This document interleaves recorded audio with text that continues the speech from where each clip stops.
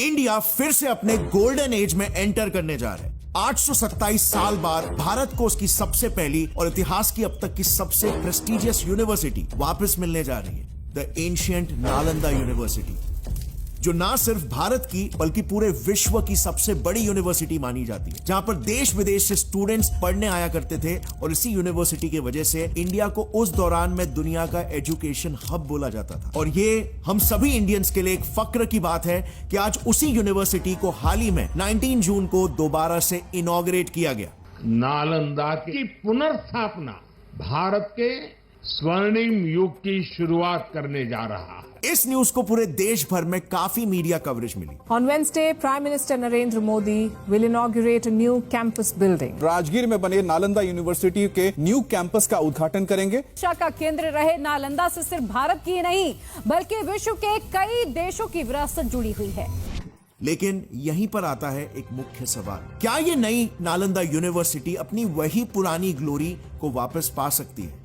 आज दुनिया तो काफी आगे निकल चुकी है। क्या आज के समय में उसका इंफ्रास्ट्रक्चर इतना केपेबल है या आगे हो पाएगा कि दुनिया भर के सारे स्टूडेंट्स पास्ट की ही तरह वापस से इंडिया पढ़ने आएंगे? और क्या इससे हमारा भारत वापस से पूरे विश्व भर का एक एजुकेशन हब बन सकता है? चलो लेट्स डिस्कस।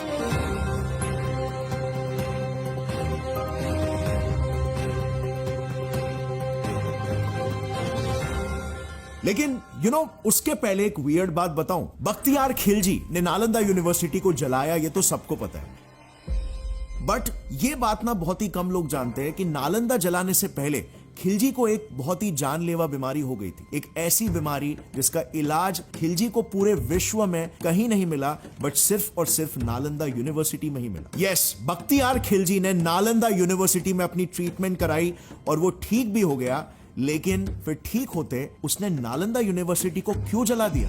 आखिर नालंदा यूनिवर्सिटी ने खिलजी की कौन सी बीमारी को ठीक किया, कैसे किया, और उसके बाद भी क्यों खिलजी ने नालंदा यूनिवर्सिटी को पूरा जला दिया? वेल, इसके पीछे एक बहुत ही इंटरेस्टिंग और अननोन स्टोरी है। बट वेट, इससे भी ज्यादा वियर्ड बात यह है कि आपने रिसेंटली एक्स पर #ब्राह्मण बर्न्ड नालंदा ये हैशटैग्स काफी देखे होंगे, जो नालंदा इनॉग्रेशन के दिन भी काफी ट्रेंड कर रहे थे। एक्चुअली कुछ लोगों का ऐसा दावा है कि खिलजी ने नहीं बल्कि खुद हिंदुओं ने ही नालंदा को जलाया था, वो भी इसीलिए क्योंकि वो एक बुद्धिस्ट यूनिवर्सिटी थी। अब प्राइमा फेसी थोड़ा रिसर्च करने पर आपको क्वाइट शॉकिंगली इस स्टोरी को जस्टिफाई करने के लिए काफी सारे एविडेंस भी मिल जाएंगे। But is this really possible? क्या हमें अभी तक इतिहास को गलत पढ़ाया गया? पूरी कहानी आखिर क्या थी? वेल, ये सब कुछ समझने के लिए हमें वापस से इतिहास में ही जाना होगा और शुरुआत करनी होगी 427 CE से, यानी वो समय जब नालंदा बन रहा था। ये दौर था गुप्ता एम्परर कुमार गुप्ता का, जब गुप्ता एम्पायर अपने एकदम पीक पर था। तब उन्होंने 427 CE में राजगृह यानी कि आज के प्रेजेंट डे राजगीर में एक ऐसी यूनिवर्सिटी बनाई जहां पूरी दुनिया, specially China, Mongolia, Tibet, Korea और बाकी के ईस्ट एशियन कंट्रीज से स्टूडेंट्स पढ़ने आया करते थे। ऐसा बताया जाता है कि इस यूनिवर्सिटी में एडमिशन लेने से पहले जो एंट्रेंस टेस्ट होता है ना, वो यहाँ के गेट कीपर्स लिया करते थे, जिनको दुनिया के अलग अलग भाषाओं का ज्ञान था, जिस वजह से वो स्टूडेंट से उनके ही भाषा में सवाल पूछा करते, और अगर स्टूडेंट्स ने सही जवाब दे दिया तो उनको यहाँ पर एंट्री मिलती थी। Now this is very interesting. मतलब आप खुद ही सोचो हमारा क्या ही लेवल था एजुकेशन का कि उस दौर में यूनिवर्सिटी के गेट कीपर्स भी मल्टीलिंगुअल और इंटेलेक्चुअल हुआ करते थे। 670 AD में इंडिया आए चाइनीज ट्रैवलर यीजिंग ने अपने बुक में ये बताया कि वो नालंदा यूनिवर्सिटी देखकर काफी शॉक हो गए थे, क्योंकि दुनिया में उस समय नालंदा ही इकलौती ऐसी यूनिवर्सिटी थी जहां पर इन हाउस 10,000 बच्चे और 2,000 टीचर्स रहा करते थे और पढ़ाई करते थे। टोटल नालंदा में स्टूडेंट थे 10,000 और टीचर की संख्या 1,500। ऐसा भी बताया जाता है कि उस समय भारत की शिक्षा व्यवस्था इतनी बढ़िया हुआ करती थी कि हर 7 स्टूडेंट्स के लिए एक टीचर रहा करता था, और ये कंपलसरी था। और आज के समय में तो आपको पता ही है, कॉलेजेस में एक टीचर कम से कम 100 से 120 बच्चों को पढ़ाती है। नालंदा के इस कैंपस में टोटल 10 से 11 ग्रैंड क्लासरूम्स थे। एक क्लास कुछ ऐसा दिखता था, जिनके साइड साइड में स्टूडेंट्स के रहने के लिए ऐसे छोटे छोटे रूम्स हुआ करते थे, और सेंटर में एक बड़ा सा हॉल या ऑडिटोरियम हुआ करता था जहां पर पढ़ाई और डिस्कशन जैसी एक्टिविटीज होती थी। उस समय के हिसाब से काफी ग्रैंड और विजनरी था, राइट? इस इतने बड़े यूनिवर्सिटी में साइंस, मेडिसिन से लेकर फिलॉसफी, लिटरेचर जैसे हर हर टाइप के सब्जेक्ट्स का नॉलेज दिया जाता था और फिर एजुकेशन सिस्टम को किसी भी राजा के इन्फ्लुएंस से दूर रखा जाए, इसलिए स्पेसिफिकली वहां के आचार्यास आसपास के 200 गांव से मिलने वाले पैसों से ही पूरे के पूरे यूनिवर्सिटी का काम संभालते थे। मतलब एजुकेशन सिस्टम को पॉलिटिकल सिस्टम से दूर रखा गया था और इसीलिए इस यूनिवर्सिटी के एल्यूमनाई यानी यहां से पढ़े हुए लोगों में काफी उम्दा नाम भी शामिल है। जैसे हम इंडियंस जिस जीरो को क्लेम करते हैं, जिसके नाम पर हमने हमारे फर्स्ट सैटेलाइट का नाम भी रखा हुआ है, मैथमेटिशियन एस्ट्रोनॉमर आर्यभट्टा जी। एंशिएंट मेटलर्जिस्ट नागार्जुना और धामाकीर्ति जैसे ग्रेट माइंड्स, इवन इंडिया से ही नहीं, फेमस चाइनीज ट्रैवलर ह्यूएन सांग भी ये सारे इसी यूनिवर्सिटी से ही पढ़े हुए थे, जो डेफिनेटली ये बात को प्रूव करता है कि नालंदा यूनिवर्सिटी वर्ल्ड फेमस थी। सो अब अगला सवाल दिमाग में यह आता है कि इतनी इंटेलेक्चुअल यूनिवर्सिटी जहां पे वेल्थ ऑफ नॉलेज था, मतलब जो इस यूनिवर्सिटी पे अपना कंट्रोल पा सकता था उसको दुनिया के नॉलेज का एक्सेस मिल सकता था। इस यूनिवर्सिटी को आखिर जलाया क्यों गया? वेल, इसे समझने के लिए ना हमें साल 1193 में जाना होगा, जब मोहम्मद घोरी ने इंडिया पर कब्जा करने के बाद टर्की से आए अपने जनरल बख्तियार खिलजी को नॉर्थ ईस्ट में एक्सपैंड करने के ऑर्डर्स दे दिए। इन्हीं ऑर्डर्स को फॉलो करते हुए साल 1200s में खिलजी दिल्ली से वॉर लड़ते हुए बिहार तक पहुंच गए, लेकिन यहीं पर उसे एक ऐसी बीमारी हो गई जो ठीक ही नहीं हो पा रही थी। उसने अपने सारे हकीम्स के बताए इलाजों को करके देख लिया, लेकिन कुछ भी फर्क नहीं पड़ा और अंत में खिलजी को कुछ लोगों ने यह बताया कि अगर उसे वाकई में अपनी जान बचानी है तो नालंदा जाकर इलाज करवाना होगा। अब शुरुआत में तो वो इस्लामिक मेडिसिन के अलावा और कुछ भी ट्राई नहीं करना चाहते थे, पर जब उसकी कंडीशन और बिगड़ने लगी, वो इलाज के लिए फाइनली तैयार हो गया। बट इलाज करने से पहले उसने नालंदा के चीफ आयुर्वेदा स्टडीज के आचार्य राहुल श्रीभद्र जी के सामने एक कंडीशन रखी कि मैं कोई भी दवा नहीं खाऊंगा, मुझे ऐसे ही ठीक करके बताओ। आचार्य ने इस चैलेंज को एक्सेप्ट किया और खिलजी को कुरान देकर पढ़ने को कहा। जैसे जैसे कुरान के पेजेस पढ़ के खत्म होते जा रहे थे, खिलजी भी ठीक होता जा रहा था। तब खिलजी ने आचार्य से पूछा कि आखिर कैसे हो रहा है? कुरान तो मैंने पहले भी पढ़ी थी, मगर तब यह बदलाव देखने को नहीं मिला।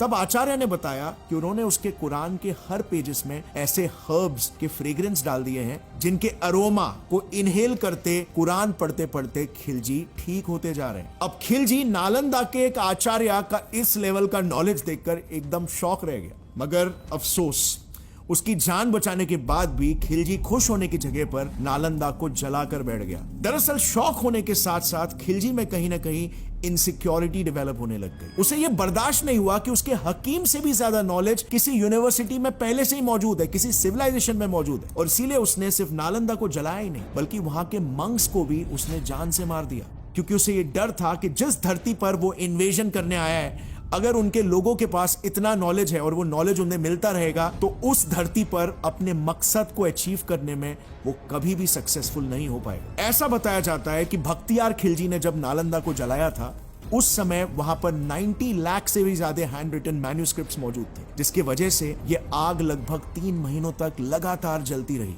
अब आते हैं करंट सिचुएशन। अब देखो, जब 19 जून को पीएम मोदी ने नालंदा को इनॉग्रेट किया, तभी ट्विटर पर एक ट्रेंड #Brahmins burnt नालंदा शुरू हो गया था। आई नो, सुनने में बहुत ही वियर्ड मगर एक सीरियस एलिगेशन लग रही है, राइट? सो इसके पीछे की कहानी आखिर क्या है?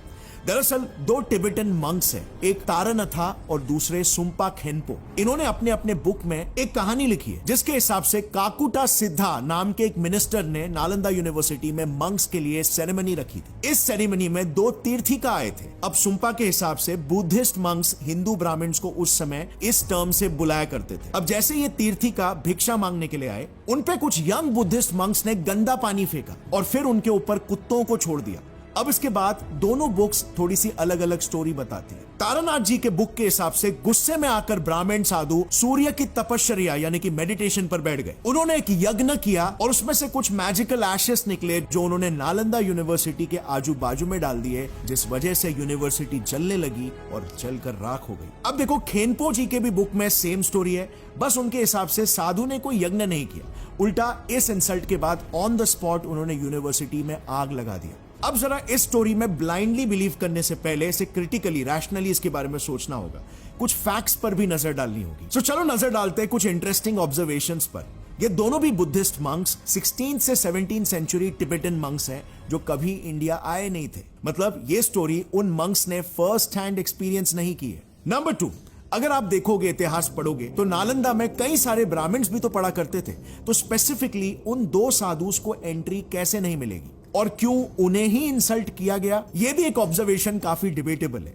तीसरा और सबसे मेजर सवाल, सिर्फ 2 ही बुक्स में यह स्टोरी क्यों लिखी हुई है? वेल, हमारे इंटेंसिव रिसर्च के बाद हमें सिर्फ और सिर्फ 2 ही बुक्स मिले हैं। बाकी के बुक्स अगर आपको मिले हो तो आप नीचे कमेंट्स में जरूर बताना। बट अगर हम मेजर सोर्सेज जैसे पर्शियन हिस्टोरियन मिन्हाज-ए-सिराज की बुक तबाकत-ए-नसरी की बात करें तो उसमें बख्तियार खिलजी को ही नालंदा यूनिवर्सिटी को जलाने के लिए रिस्पॉन्सिबल बोला गया। पर खैर, नालंदा को जलाने के बाद भी सैकड़ों सालों तक किसी ने इसे रिवाइव करने के बारे में सोचा तक नहीं, अंटिल इस यूनिवर्सिटी के रिवाइवल का थॉट हमारे फॉर्मर प्रेसिडेंट श्री एपीजे अब्दुल कलाम जी ने 2006 में रखा, जिसके बाद हमारी former foreign minister Sushma Swaraj ji ने MEA यानी मिनिस्ट्री ऑफ एक्सटर्नल अफेयर्स को यह टास्क दिया कि उन सारे साउथ एशियन कंट्रीज जिनके साथ नालंदा के लिंक्स थे, उन सभी को मिलकर इसे रिवाइव करना चाहिए।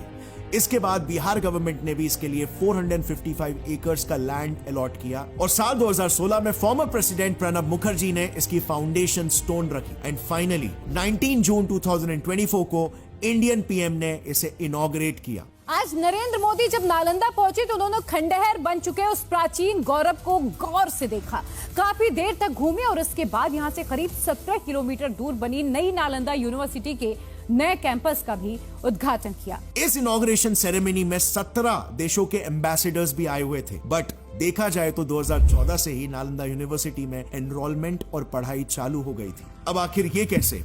तो देखो, 2014 से जब तक नालंदा यूनिवर्सिटी का काम अंडर कंस्ट्रक्शन था तो बिहार स्टेट गवर्नमेंट ने राजगीर कन्वेंशन सेंटर को क्लासरूम और वहां के एक होटल तथागत को एज अ हॉस्टल लीज पर ले लिया था और तब से लेकर आज तक नालंदा यूनिवर्सिटी के सभी स्टूडेंट्स यहीं पर पढ़ रहे थे। अब अगर आज की बात करें तो प्रेजेंट डे नालंदा यूनिवर्सिटी में अभी भी कुछ कंस्ट्रक्शन के काम चालू है, बट करंटली यहां पर 2 एकेडमिक बिल्डिंग्स और total 40 classrooms ready to use हो गए, जिसमें एक क्लासरूम में 300 स्टूडेंट्स बैठ सकते हैं। नालंदा में ऑलरेडी 20+ कंट्रीज के स्टूडेंट्स पढ़ रहे हैं, जिनके लिए हॉस्टल फैसिलिटीज भी मौजूद है। इस पूरे कैंपस को सस्टेनेबल डेवलपमेंट के विजन को ध्यान में रखते हुए बनाया गया है, जिसके तहत यहां पर 100 एकड़ का man made water body, domestic use water और ड्रिंकिंग वाटर ट्रीटमेंट फैसिलिटीज मौजूद होगी और ये 100% सोलर पावर पे चलने वाली यूनिवर्सिटी होगी। इनफैक्ट नालंदा में एशिया की सबसे बड़ी लाइब्रेरी भी कंस्ट्रक्ट हो रही है with world class amenities and auditorium. And finally आने वाले मार्च 2025 को Nalanda university full fledged operational हो जाएगी। अब देखो, इंडिया को इससे ना ऐसा फायदा होगा कि मोस्टली नेबरिंग कंट्रीज के स्टूडेंट्स इंडिया आकर पढ़ सकेंगे, जिससे हमारे रिलेशंस उनके साथ और भी ज्यादा स्ट्रांग हो जाएंगे, क्योंकि जितने स्टूडेंट्स इंडिया में आएंगे उतना ही ग्लोबली इंडिया का सॉफ्ट इंफ्लुएंस भी बढ़ेगा। प्लस इंडिया अपने आप को पोजीशन कर रहा है as a knowledge hub and it's very interesting, क्योंकि एक समय में इंडिया का वाकई में ये इमेज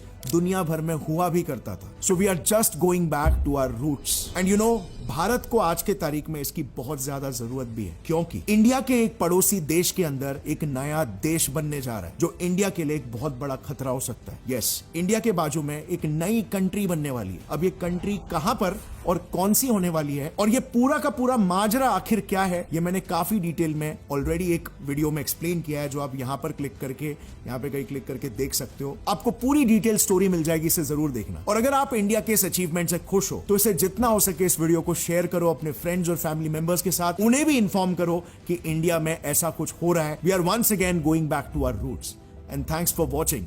टेक केयर। जय हिंद।